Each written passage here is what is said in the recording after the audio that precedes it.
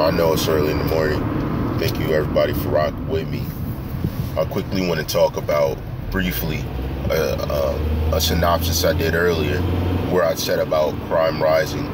And part of that understanding, and just to kind of add to it so people generally get what I was trying to say, is that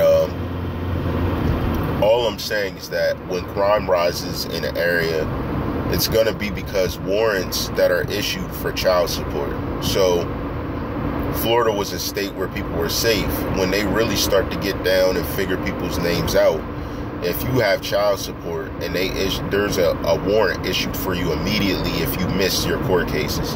Whereas in Florida, it wasn't enforced. But if you're out of the country and they run your name, you cannot have the same chill mode or same relaxation that you had before, because now you're being held accountable for the money that the state says you owe in the case. So that's why I'm saying there's going to have to be other means these individuals that may be under this stipulation get money, because they won't be able to get it in a normal way. It's going to be held from them, and it's always going to come back around if they have outstanding warrants. Outstanding warrants are what you get picked up for. Now, I briefly want to talk about this issue I've seen with the Kenneka, excuse how I'm pronouncing her name, the young woman found in the freezer. This is kind of crazy, and it's subjective because there's many different ways. Now, I want to say, me personally, in the video, I did not hear, after listening several times, even that there was a help me in the background. I didn't hear that. I did see her head the entire time. That's why I'm kind of confused.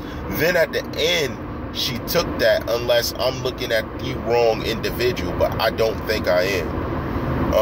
I need to know what's going on in detail about as far as what's going to happen to boost what this young lady was doing.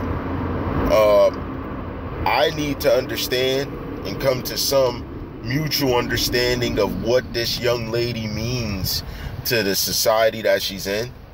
The one thing that is very clear to me is that there is some type of foul play here. The reason I'm saying that and not alleging that something went down is because for her to be away from her friends on video and none of them be around, we did not see her or anything going on. And when I say foul play, I may even mean it may be a defective area. She wandered into the hotel that was labeled as being operational, and it was not operational. So, they're on these pictures and stuff, and I don't know what these girls actually do. I guess they go to hotels, party, and these guys come slide through for service. But the one thing that has me most at edge about this story is the fact that she was such a well-to-do person enough to be responsible to drive, to have responsibilities to do these things, but wasn't responsible enough mentally to see these people weren't her friend.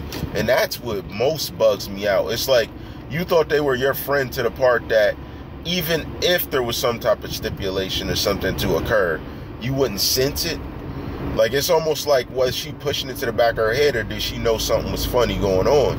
And I'm hearing rumors that they're alleging on Twitter there were last messages and stuff about people and different things, and that may be why she ended up in the freezer, because she was going to talk about something or something else, some activity that may not be a criminal nature, but pride destroying nature. That's alleged.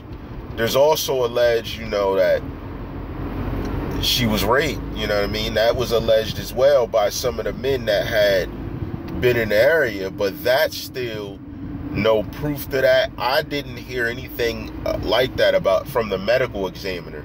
That's why I'm confused about where that came from, because the medical examiner was very, very straightforward in what he thought the cause of death and what happened.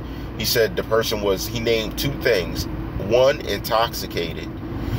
Two, that they were frozen. So I don't know what these rumors about a non-working freezer or details like that have came from. And this is just on social media responses on back and forth. So I would like to get more details so I can fully understand it. But, you know, all respect to her family.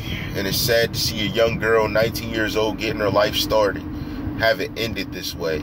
But it's all about the company you keep. Don't keep company with shady people. And that's what it was. It's shady people. Even when I say that, you have people that you think have your best interests at heart, but they really don't. And that's part of why this story is most destroying to a family, because these people probably chilled around the family, was good around the family, just had connections. And it's just something where you allowed the same killer of someone you loved in your house when you could have prevented it, when you might have seen things, but they loved this person so much, so you sided with them and respected their wishes.